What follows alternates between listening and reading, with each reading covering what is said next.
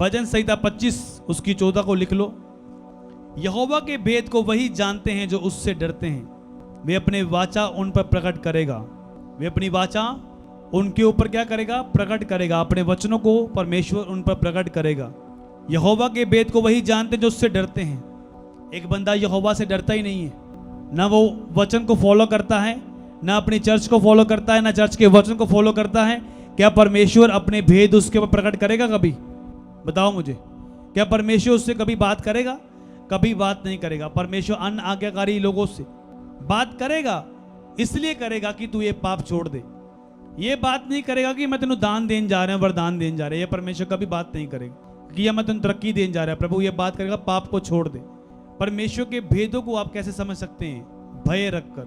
आज जो मैं बात कर रहा हूं वो इस टॉपिक पर बात कर रहा हूं कि जो नेगेटिविटी थॉट्स शैतान आपके दिल दिमाग में डालता है ना, लोगों की जिंदगियों में कभी वो निकलते नहीं है। कारण क्या? वो डांटते भी है ना, जब तो डांटने से टाइम पर जाता है।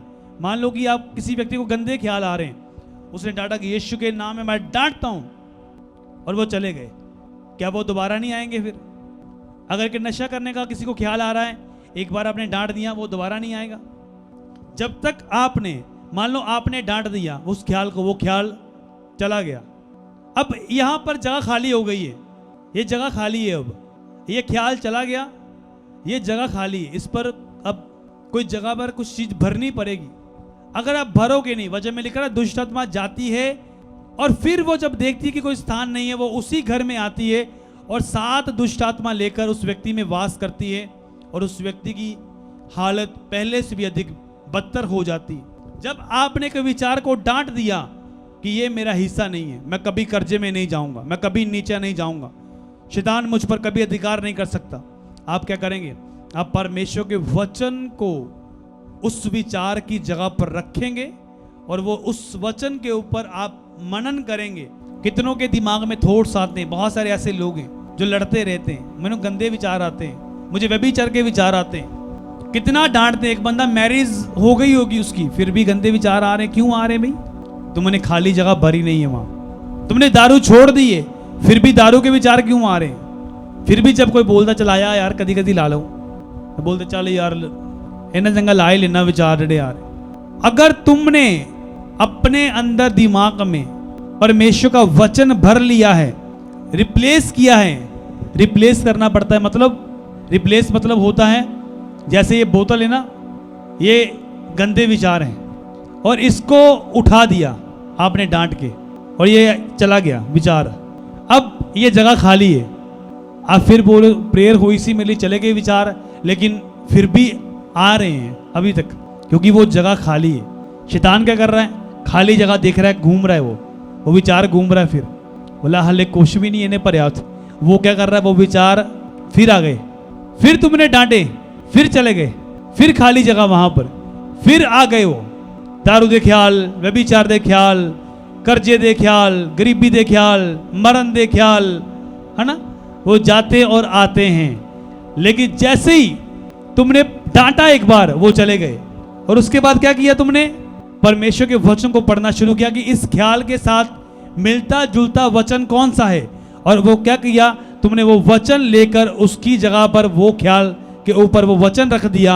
अब वो ख्याल आ रहा है लेकिन वो काम नहीं कर पा रहा। वो आ रहा है, विचार गंदे विचार आ रहे हैं, दारू के विचार आ रहे हैं, लेकिन काम नहीं कर रहे हैं। वचन में लिखा पाप की मजदूरी मौत है, और तुम्हें ये वचन सता रहा है और तुम बोल रहे हो मैं पाप नहीं करूंगा, ये विचार मेरा हिस्सा नहीं है। मैं आपको बता रहा हूं आप बच जाएंगे और आगे बढ़ेंगे प्रभु यीशु मसीह के सामर्थी नाम में।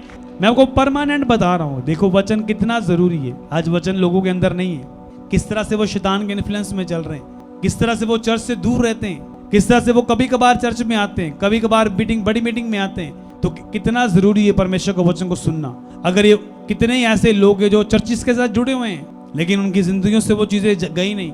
जब तुम एक भी चर्च में होते हो तो परमेश्वर तुमसे बात करता है, तुम्हें बताता है कि तुम्हें परमानेंट किस तरह से इन विचारों से आजाद होना है। और वो मोहर बंद जो वचन होते हैं वो तुम्हारे दिमाग के ऊपर खुल जाते हैं यीशु मसीह के सामर्थी नाम में। इसको रखने से सराहने दुष्ट आत्मा जाएंगी नहीं, इसे चूमने से करने से दुष्ट आत्मा जाएगी नहीं, इसको पढ़ने से समझने से वो चीजें जब तुम पढ़ोगे समझोगे। एक होता है सुनाना वचन को, एक होता है पढ़ना वचन को।